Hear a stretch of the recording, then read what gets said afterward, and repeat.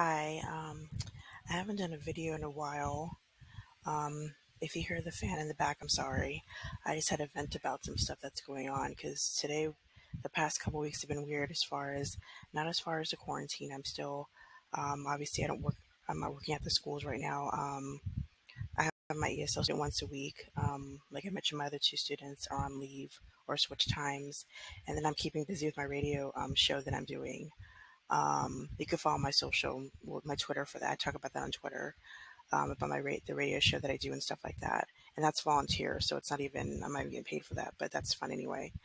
I wanted to get on because, there's a lot of racial things going on right now in the news, and it's very frustrating because, as someone who's double minority, um, this is stuff that I know about. I'm not naive about. Unfortunately, some people who aren't minorities or some people who aren't a particular minority, they don't have to deal with this stuff. So they think, oh, there you go again, bringing stuff up, oh, rolling their eyes, like, oh, it's not just you guys, other people have to go through stuff too, blah, blah, blah. No, if you're not a certain group, you can't, like if you're disabled, if you're LGBT, if you're a certain minority group, you can't say, oh, that's not true. You guys don't go through this. You're not part of that group. You just don't. And there are definitely certain groups that don't have to deal with that much stuff. They just don't. So the story that just came out today about oh my god, I'm already forgetting his name. Sorry, I need to look up the name. I'm like frazzled right now. Oh, George Floyd. And this is a black man who was they thought, I guess, he had a bad check. I haven't watched the video because I can't.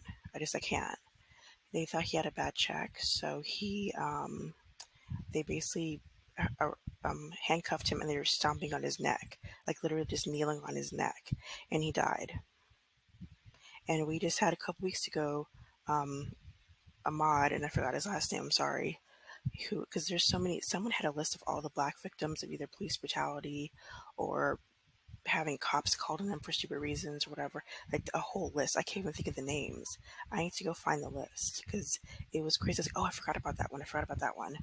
The guy who was jogging and he looked at a construction site, which they had video of multiple people looking at the construction site, like, oh, what's going on over here? People being curious and being chased down and being shot because they thought he was suspicious. And it's so stupid to keep having to go through this and keep trying to explain to people that black people are not treated the same. And this isn't a white thing either. Like I said, there's other minority groups who don't have black people's back. They just don't. And unfortunately, you have some, you have a few black sellouts also who don't want to acknowledge anything because they don't want to ruffle feathers, or they're really that deep in the Kool-Aid of, well, I haven't experienced it, so I can't comment on it or whatever. And it's frustrating because I want to post certain things and I do post certain things, and sometimes they get pushed back. Like some people just don't want to hear about it. And I have conservative friends, I have conservative family members, and I'm sure some of the stuff that I post, they roll their eyes and just scroll through.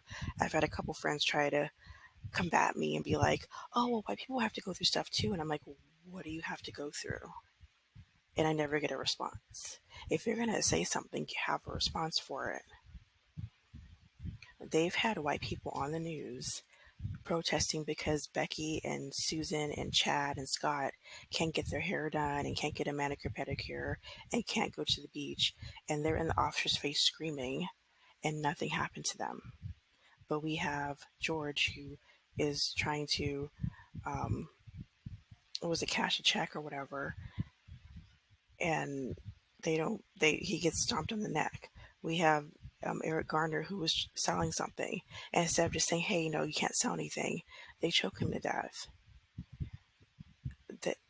The black woman, Brianna, see, I'm forgetting the names again because there's so many victims. Brianna, who was the EMT nurse, she got shot to death by police because they broke into her and her boyfriend's house and thought that a certain drug suspect lived there, and he didn't. He lived in the apartment over, and he had already been arrested, and they shot her to death. And now the boyfriend's being charged with attempted murder of a cop when they busted into their place, and the boyfriend who had a gun legally did a warning shot at them. He's being charged with attempted murder of a cop when they broke into the house and killed his girlfriend. I've had a scary encounter with cops before, which I haven't brought up before. I was in an apartment 9 years ago. I had just moved in there like 2 days before, and the cops were pounding on my door at 10:30 at night, 10:45, looking for someone. And I was like, I don't know who that is. And they didn't believe me. They were like, oh, can you go get so and so? And I said, again, I said, I don't know who that is. I said, I live by myself. I just moved in 2 days ago. And I cracked open the door and I showed them the boxes. I said, so I don't know who that is. I said, you need to talk to management. And they said, well, where's he at? And I said, again, for the fourth time, I said, I live by myself, been here for 2, 3 days. I don't know who that is. I said, you need to talk to management because they probably have his information.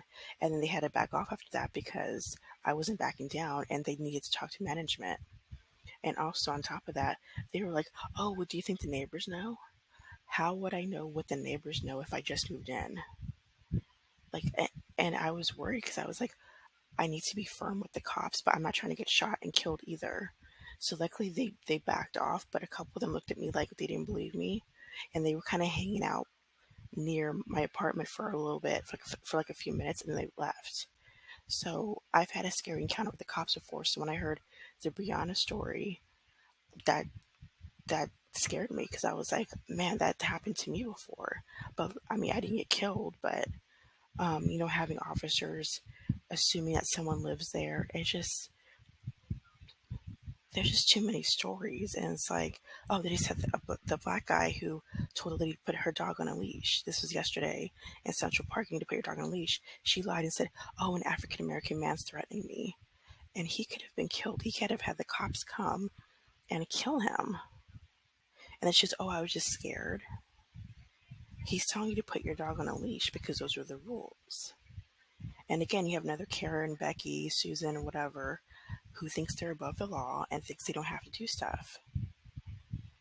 It's so old. And as being a black and Mexican woman, it's scary. I worry about my safety. And I've had friends say, oh, well, everyone has to worry about their safety. I said, no, if you're not a woman, minority, LGBTQ, disabled, whatever, you don't have to worry about that stuff. You might have to worry about maybe minor things, like everyday minor things.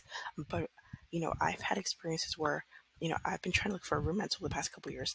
I've had people not rent rooms to me because I was black. They didn't have to say it. I knew it. I had someone not, when I did my last room rental, the owner asked me, he goes, oh, do you mind living with Middle Eastern people? Because some people don't want me to rent out to a Middle Eastern person. Do white people have to worry about that? Probably not. Unless they found something suspicious. But like, I have to worry about that. I've had guys not date me because I'm half black. I've had relatives be weird with me because I'm half black. I've had people that I know and their friends make weird little snippy jabs at me and think, oh, is she going to say something? Like those types. And it's like, insulting me right now.